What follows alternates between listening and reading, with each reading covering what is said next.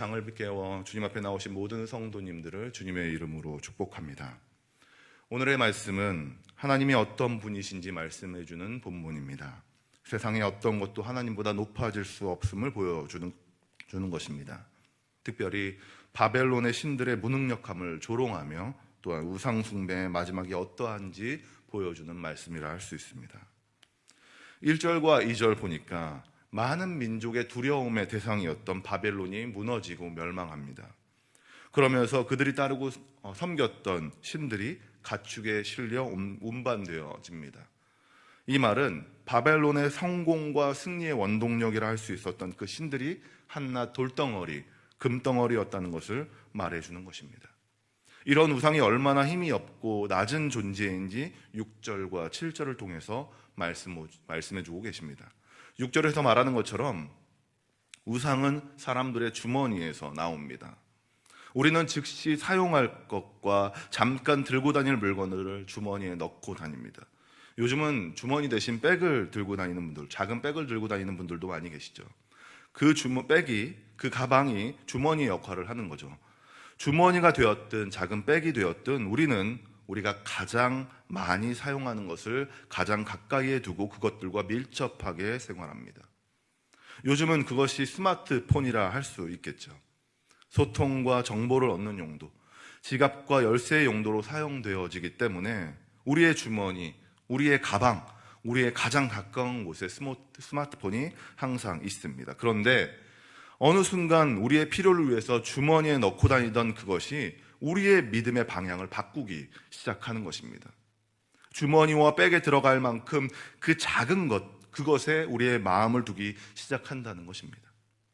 7절에서 말하는 것처럼 그것에게 의존하고 그것을 하나님인 것처럼 그것에 매어 부르짖는 것이죠. 그런데 우리가 아는 것처럼 이것들은 사람을 위해서 만들어진 것이지 섬김을 위해서 만들어진 것이 아닙니다. 그렇기에 하나님께서 5절을 통해 우상과 하나님을 비교하지 말라라고 말하는 것입니다. 그것들이 하나님과 비교할 수 없는 것이다 라고 말하는 것이죠. 하나님이 만드신 사람에 의해서 만들어진 것과 하나님과 비교할 수 없다라는 것입니다. 바벨론도 자신들의 주머니에서 나온 금과 은으로 우상들을 만들었습니다. 한낱 아름다움과 화폐의 역할만 하는 것이 하나님보다 높아지려 했다는 것입니다. 그렇기에 하나님은 더 큰 강대국을 사용하여 바벨론을 멸망시키고 그들이 따르는 신들을 무능력함에 대해서 보여주신 것입니다. 하나님은 8절을 통해 이 일을 마음에 두고 기억하라 라고 말씀하십니다. 우상보다 하나님이 높은 분이시고 하나님은 하나님의 주권으로 우상을 무너뜨리며 우상 숭배한 자들을 멸망시킬 수 있는 분임을 기억하라 라고 말씀하시는 것입니다. 우리는 우리의 삶에서 하나님보다 높아져 있는 것들을 돌아봐야 할 것입니다. 내가 믿고 의지하는 것이 어떤 것인지 생각해 보아야 한다는 것입니다. 좀 전에도 말씀드렸지만 요즘 시대의 큰 우상이라고 하면 스마트폰일 것입니다. 저도 이 부분에서는 늘 자유하지 못해서 늘 기도하지만 늘 무너지기도 합니다. 정말 스마트폰 하나가 있으면요 못하는 게 없는 세상이죠. 통신이 되는 곳이라고 하면 그곳이 소통의 자리가 되고 은행이 되고 스트레스를 푸는 곳이 되어집니다. 그렇기에 우리는 스마트폰으로 인해서 외롭지 않고 두렵지 않고 모자람이 없게 되어집니다. 그런데 어느 순간 그것으로 인해서 주님과의 만남에 시간이 빼앗기기 시작하는 겁니다. 주님이 없어도 스마트폰의 영상과 사람과의 소통으로 문제를 해결받을 수 있게 되면서 주님을 찾지 않게 되기 시작하는 것이죠. 스마트폰으로 예를 들었지만 스마트폰 말고도 많은 것이 우상이 될 수 있음을 우리는 너무나도 잘 압니다. 하나님보다 앞선 것이라면 그것이 무엇이 되었든 간에 그것은 우상이 되는 것입니다.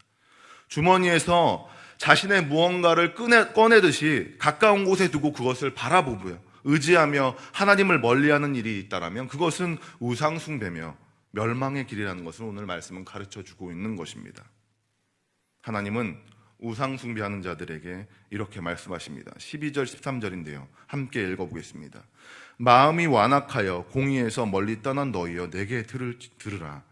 내가 나의 공의를 가깝게 할 것인즉 그것이 멀지 않으니 하나니 나의 구원이 지체하지 않을 것이라. 내가 나의 영광인 이스라엘을 위하여 구원을 시온에 베풀리라.